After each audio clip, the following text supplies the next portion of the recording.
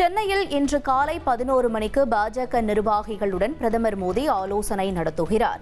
கிண்டியில் உள்ள நட்சத்திர விடுதியில் ஆலோசனை நடைபெறவுள்ளது.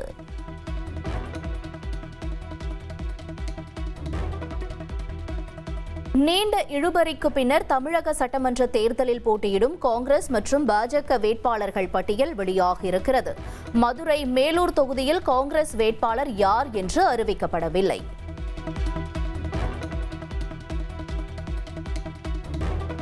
மத்திய இணையமைச்சர் எல் முருகன் அவினாசி தொகுதியிலும், தமிழக பாஜக தலைவர் நயினார் நாகேந்திரன் சாத்தூர் தொகுதியிலும் களம் காண்கின்றனர்.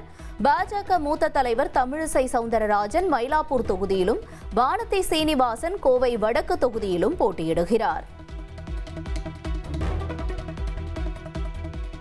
பாஜக முன்னாள் தலைவர் அண்ணாமலை சட்டப்பேரவை தேர்தலில் போட்டியிட வாய்ப்பு வழங்கப்படவில்லை.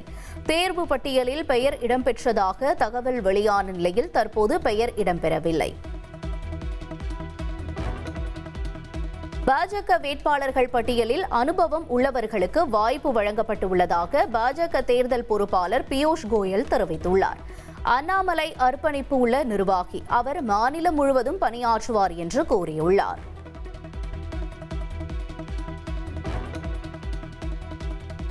ஸ்ரீபெரும்புதூரில் செல்வ பெருந்தகை, நாங்குநேரியில் ரூபி மனோகரன் போட்டியிடுகின்றனர். வேளச்சேரியில் ஹசன் மௌலானா, பெண்ணாகரகத்தில் GKM தமிழ்குமரன் களம் காண்கின்றனர். காங்கிரஸில் தற்போது MLA-க்களாக உள்ள 12 பேருக்கு மீண்டும் போட்டியிட வாய்ப்பு வழங்கப்பட்டுள்ளது.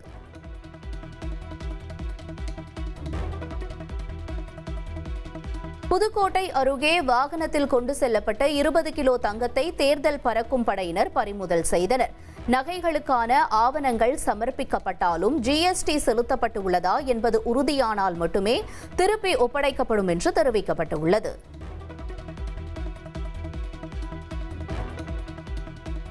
தேர்தல் பாதுகாப்பு தொடர்பாக தலைமை செயலாளர் முருகானந்தம் ஆலோசனை. உள்துறை செயலாளர், புதிய DGP சந்தீப் ராய் ரத்தோர் உள்ளிட்டோர் பங்கேற்றனர். புதுச்சேரியில் ரோட் ஷோ சென்று பிரதமர் மோடிக்கு வாக்கு சேகரித்தார். புதுச்சேரியில் ரோட் ஷோ சென்று பிரதமர் மோடி வாக்கு சேகரித்தார். வழி நெடுகிலும் ஏராளமான தொண்டர்கள் திரண்டு பிரதமருக்கு உற்சாக வரவேற்பு அளித்தனர்.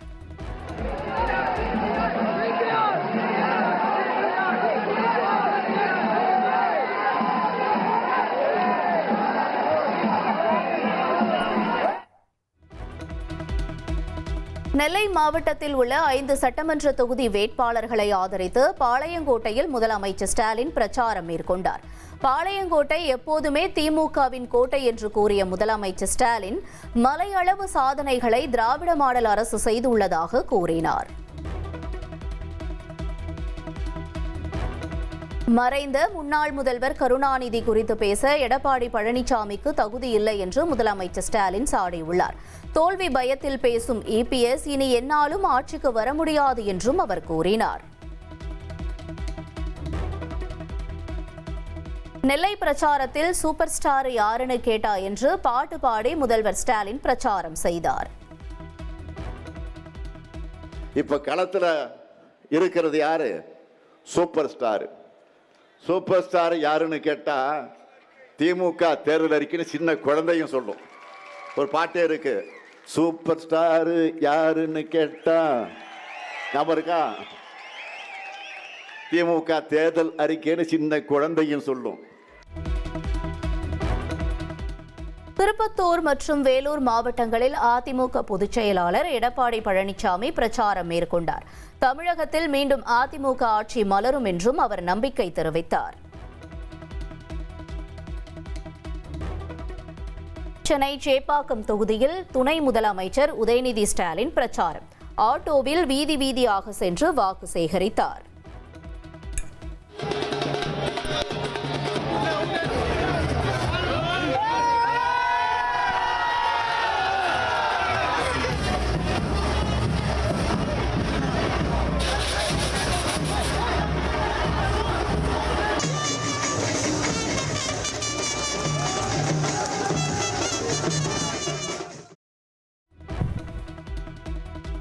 தவேக தலைவர் விஜய் புதுச்சேரியில் இன்று பிரச்சாரம் மேற்கொள்கிறார்.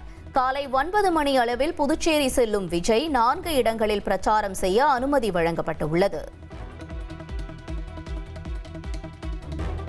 புதுச்சேரியில் விஜயின் பிரச்சாரத்தின் போது அவரது வாகனத்தை தொண்டர்கள் பின்தொடரக்கூடாது என்று தவேக தலைமை அறிவுறுத்தியுள்ளது.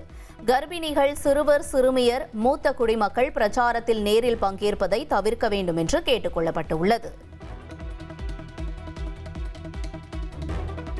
திருப்போரூரில் பிரச்சாரத்தை தொடங்கினார் பாமக தலைவர் அன்புமணி. பாமக வேட்பாளர் பாலுவை ஆதரித்து வாக்கு சேகரித்தார்.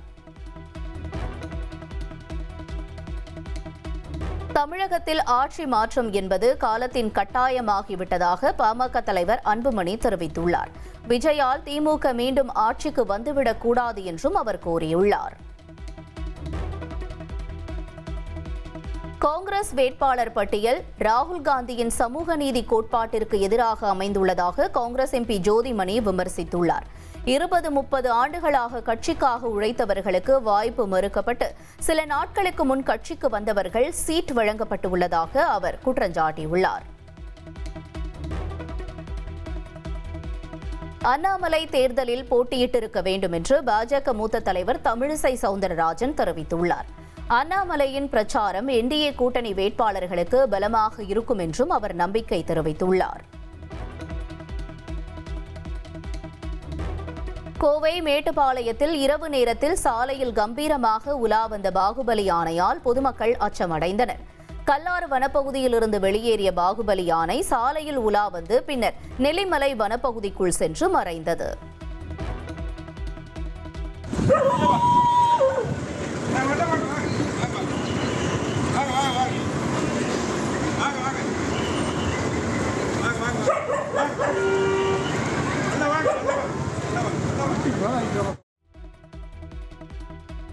அமெரிக்காவின் 2 போர் விமானங்களை ஈரான் ராணுவம் சுட்டு வீழ்த்தியதால் மேற்காசியாவில் பதற்றம் மேலும் அதிகரித்துள்ளது. பாராசூட் மூலம் தரையிறங்கிய ஒரு விமானி மீட்கப்பட்ட நிலையில் மற்றொருவரை அமெரிக்க படையினர் தீவிரமாக தேடி வருகின்றனர். ஹார்முஸ் ஜலசந்தியில் கப்பல் போக்குவரத்தை பாதுகாப்பது தொடர்பாக ஐநா பாதுகாப்பு கவுன்சிலில் பஹ்ரைன் தீர்மானம் கொண்டு வந்தது. வீட்டோ அதிகாரம் கொண்ட சீனா மற்றும் ரஷ்யாவின் எதிர்ப்பால் பஹ்ரைன் கொண்டு வந்த தீர்மானம் தோல்வியடைந்தது. ஈராக்கில் உள்ள அனைத்து ராணுவ தளங்களையும் உடனடியாக மூட வலியுறுத்தி அந்நாட்டு மக்கள் போராட்டத்தில் ஈடுபட்டனர். தலைநகர் பாக்தாத்தில் நடைபெற்ற பிரம்மாண்ட பேரணியில் ஆயிரக்கணக்கானோர் பங்கேற்று அமெரிக்கா மற்றும் இஸ்ரேலை கண்டித்து முழக்கமிட்டனர்.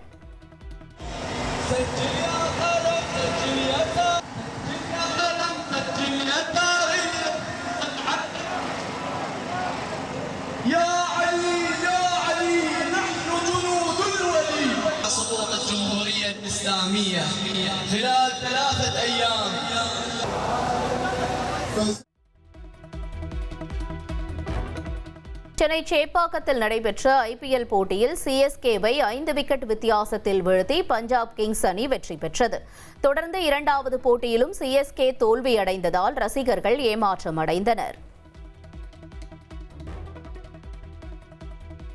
ஐபிஎல் தொடரின் இன்றைய ஆட்டத்தில் மும்பை இந்தியன்ஸ், டெல்லி கேபிட்டல்ஸ் அணிகள் பலப்பரீட்சை நடத்துகின்றன. டெல்லியில் உள்ள அருண்ஜேட்லி மைதானத்தில் மாலை 3:30 மணிக்கு போட்டி தொடங்குகிறது. ஐபிஎல் கிரிக்கெட் தொடரில் இன்று நடைபெறும் 2வது லீக் போட்டியில் குஜராத், ராஜஸ்தான் அணிகள் மோதுகின்றன. முதல் போட்டியில் தோல்வியடைந்த குஜராத் அணி இன்று வெற்றி பாதைக்கு திரும்புமா என்று எதிர்பார்க்கப்படுகிறது.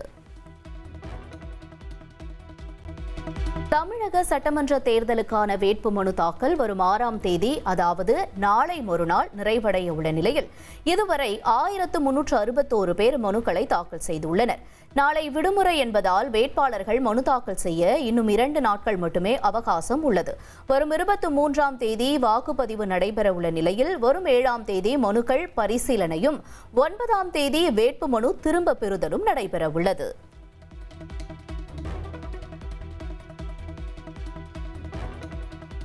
தமிழக சட்டமன்ற தேர்தலை முன்னிட்டு சுமார் 3 லட்சம் தேர்தல் பணியாளர்களுக்கான ஆன்லைன் மதிப்பீட்டு தேர்வு நடைபெறவுள்ளது. இன்று காலை 11 மணி முதல் மதியம் 12 மணி வரை நடைபெறும் இந்த தேர்வில் முதற்கட்ட பயிற்சியில் வழங்கப்பட்ட வாக்குப்பதிவு நடைமுறைகள் குறித்து கேள்விகள் கேட்கப்படும். அலுவலர்கள் அனைவரும் தாங்கள் இருக்கும் இடத்திலிருந்தே இதில் பங்கேற்கலாம் என்று அறிவுறுத்தப்பட்டுள்ளது.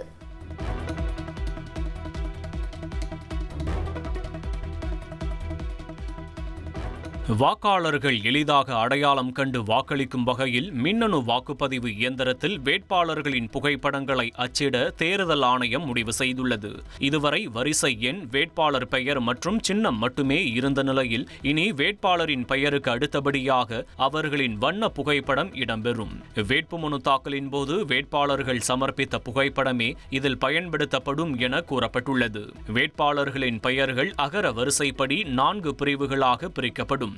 தேசிய கட்சிகள், மாநில கட்சிகள், பதிவு பெற்ற கட்சிகள் மற்றும் சுயேட்சை வேட்பாளர்கள் என்ற வரிசையில் பெயர்கள் அச்சிடப்படும். அகர வரிசைக்காக பெயரின் முதல் எழுத்து மட்டுமே கணக்கில் கொள்ளப்படும். இனிஷியல் அல்லது அடைமொழிகள் தவிர்க்கப்படும் என தெரிவிக்கப்பட்டுள்ளது. 2026-2027 கல்வியாண்டில் 6ஆம் வகுப்பு முதல் மும்மொழி கொள்கை கடைபிடிக்கப்படும். CBSE அறிவித்துள்ளது.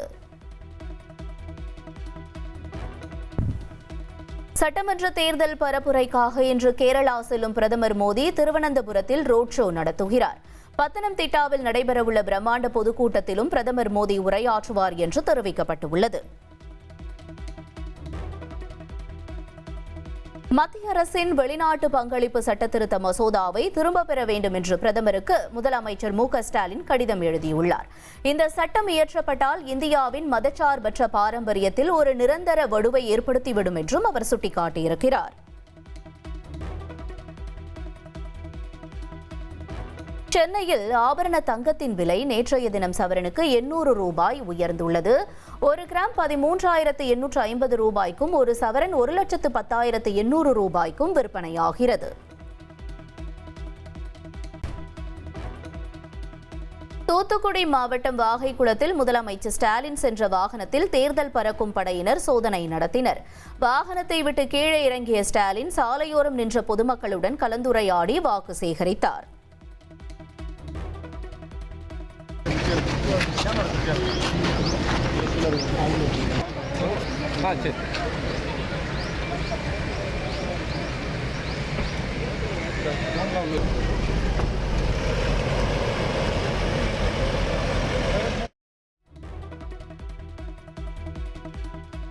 வேலூர் மாவட்டம் அணைக்கட்டு பகுதியில் அதிமுக பொதுச் செயலாளர் எடப்பாடி பழனிசாமி பிரச்சாரம் மேற்கொண்டார். அப்போது அதிமுக ஆட்சிக்கு வந்தவுடன் சாதிவாரி கணக்கெடுப்பு நடத்தப்படும் என அறிவித்தார். மேலும் தற்போது ரேஷன் கடைகளில் வழங்கப்படும் அரிசி தரமானதாக இல்லை என்றும் அதிமுக வந்தவுடன் தனியார் கடைகளில் கிடைப்பது போன்ற தரமான அரிசி வழங்கப்படும் என்றும் தெரிவித்தார். எல்லா மாநிலத்திலும் ஜாதிவாரி கணக்கெடுப்பு எடுக்கப்படும் என்ற அறிவிப்பை கொடுத்திருக்கிறது. அதன்படி அதிமுக ஆட்சியுடனே ஜாதிவாரி கணக்கெடுப்பு எடுக்கப்படும். அதே போல இப்போ நம்ம ரேஷன் கடையில அரிசி வழங்கிட்டு இருக்கிறோம். அந்த அரிசி தரக்குறைவாக இருப்பதா மக்கள் சொல்றாங்க. இனி அதிமுக ஆட்சியில் வந்தா கடையில எப்படி அரிசி கொடுக்கிறோம் அதே அரிசி ரேஷன் கடையில வழங்கப்படும். பெரம்பூர் மற்றும் திருச்சி கிழக்கு தொகுதிகளில் விஜய் தாக்கல் செய்த பிரமாண பத்திரங்களில் மாறுபட்ட தகவல்கள் இருப்பதால் குழப்பம். பெரம்பூரில் 52 வயது என குறிப்பிட்டுள்ள விஜய், திருச்சி கிழக்கில் 51 வயது என்று குறிப்பிட்டுள்ளார். பெரம்பூர் தொகுதியில் போட்டியிடும் விஜய் இன்று திருத்தப்பட்ட கூடுதல் பிரமாண பத்திரத்தை தாக்கல் செய்ய உள்ளதாக தகவல் வெளியாகியிருக்கிறது. ஏற்கனவே தாக்கல் செய்யப்பட்ட பிரமாண பத்திரத்தில் குளறுபடிகள் உள்ளதால் புதிய பிரமாண பத்திரத்தை தாக்கல் செய்ய விஜய் தரப்பு முடிவு செய்துள்ளது.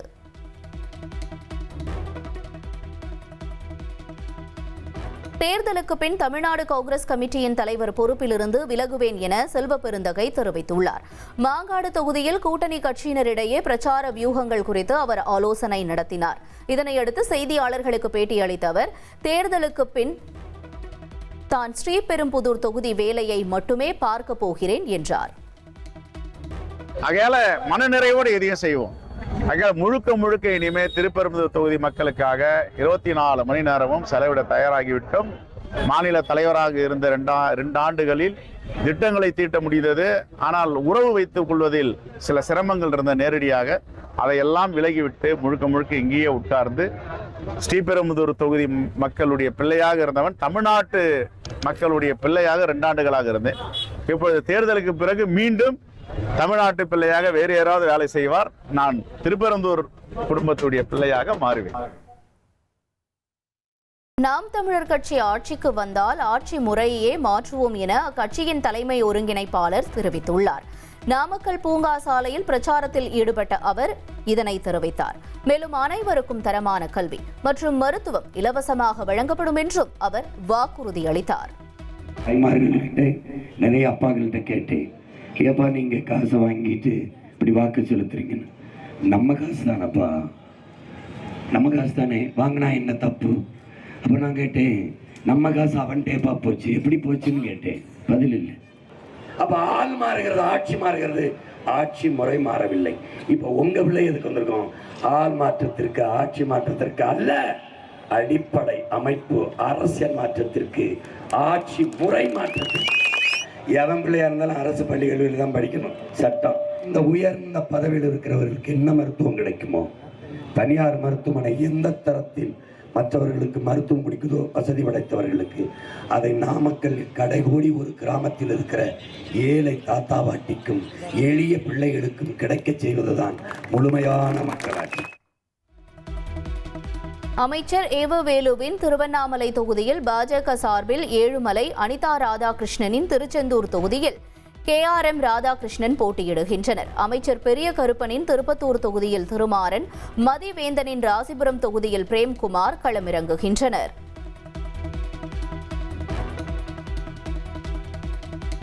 விளவங்கோடு தொகுதியில் பாஜக வேட்பாளர் விஜயதரணியை எதிர்த்து காங்கிரஸ் சார்பில் பிரவீன், குளச்சலில் சிவக்குமாரை எதிர்த்து தாரகை கத்பட் போட்டியிடுகின்றனர். அதேபோல அறந்தாங்கி தொகுதியில் பாஜக வேட்பாளர் கவிதா ஸ்ரீகாந்தை எதிர்த்து ராமச்சந்திரன், ஊட்டியில் போஜராஜனை எதிர்த்து போட்டியிடுகின்றனர்.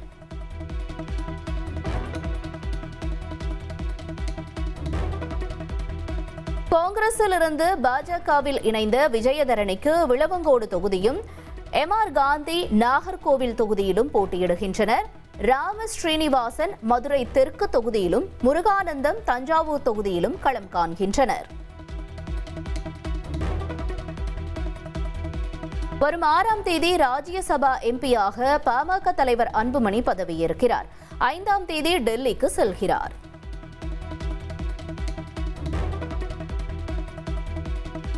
மதுரையில் சாலையில் உள்ள நுழைவு வாயில் வளைவுகளை அகற்றக் கோரி உத்தரவிடக் கோரிய வழக்கு. போக்குவரத்திற்கு இடையூறாக உள்ள ஆர்ச்சுகளை அகற்ற மாநகராட்சி நிர்வாகத்திற்கு உயர்நீதிமன்ற மதுரை அமர்வு உத்தரவிட்டுள்ளது. சாத்தான்குளம் வழக்கில் குற்றவாளிகளுக்கு தண்டனை வழங்குவது குறித்து மதுரை மாவட்ட நீதிமன்றத்தில் மத்திய அரசு அறிக்கை தாக்கல் செய்துள்ளது. 9 போலீசாரும் குற்றவாளிகள் என தீர்ப்பளிக்கப்பட்ட நிலையில் உச்சபட்ச தண்டனை வழங்க கோரி இமெயில் மூலம் அறிக்கை சமர்ப்பிக்கப்பட்டது.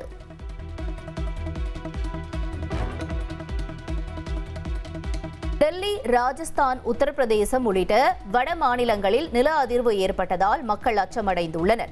ஜம்மு காஷ்மீரின் பல்வேறு பகுதிகளிலும் வீடுகள் குலுங்கியதால் மக்கள் வீதிகளில் தஞ்சமடைந்தனர்.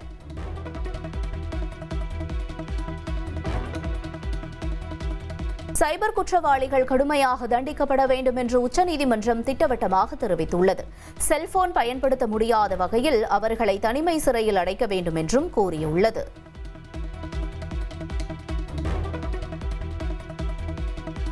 மத்திய பாதுகாப்புத்துறை அமைச்சர் ராஜ்நாத் சிங் முன்னிலையில் INS தராகிரி கப்பல் இந்திய கடற்படையில் இணைக்கப்பட்டது.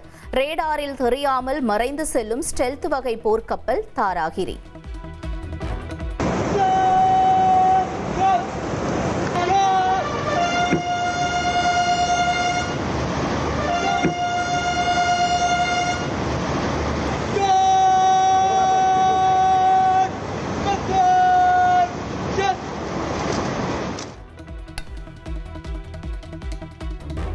மேற்கு வங்கத்தில் தேர்தல் பணிகளில் ஈடுபட்டிருந்த மாவட்ட நீதிபதிகளை சிறைப்பிடித்த விவகாரம். முக்கிய குற்றவாளியான மொஃபாகருல் இஸ்லாம் என்பவரை போலீசார் கைது செய்துள்ளனர்.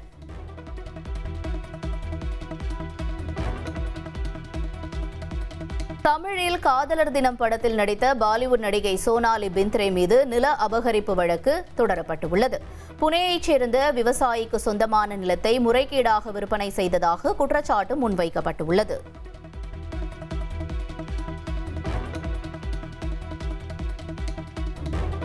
ஈரான் கட்டுப்பாட்டில் இருக்கும் ஹார்முஸ் ஜலசந்தி வழித்தடம் விரைவில் திறக்கப்படும் என அமெரிக்க அதிபர் ட்ரம்ப் தெரிவித்துள்ளார். அவரது சமூக வலைதள பதிவில் விரைவில் ஹார்முஸ் ஜலசந்தியை எளிதாக திறந்து எண்ணெயை எடுத்து பெரும் செல்வம் ஈட்ட முடியும் என்றும் அது உலகிற்கே ஒரு பீரிட்டு பாயும் எண்ணெய் ஊற்றாக இருக்கும் என்றும் தெரிவித்துள்ளார். இதன் மூலம் ஈரான் மீதான அதிகார செயல்கள் மற்றும் தாக்குதலை தீவிரப்படுத்தக்கூடும் என்பதை ட்ரம்ப் வலியுறுத்துவதாக தெரிகிறது.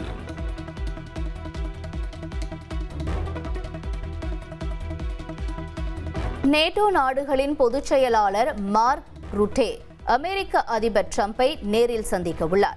அமெரிக்க அதிபர் ட்ரம்பையும் உயர்மட்ட அதிகாரிகளையும் சந்தித்து பேச அவர் வரும் 8ஆம் தேதி முதல் 12ஆம் தேதி வரை 5 நாட்கள் பயணம் மேற்கொள்ள உள்ளார். நேட்டோவிலிருந்து விலகுவது குறித்து அமெரிக்க அதிபர் ட்ரம்ப் பரிசீலித்து வரும் நிலையில் இந்த சந்திப்பு முக்கியத்துவம் பெறுகிறது.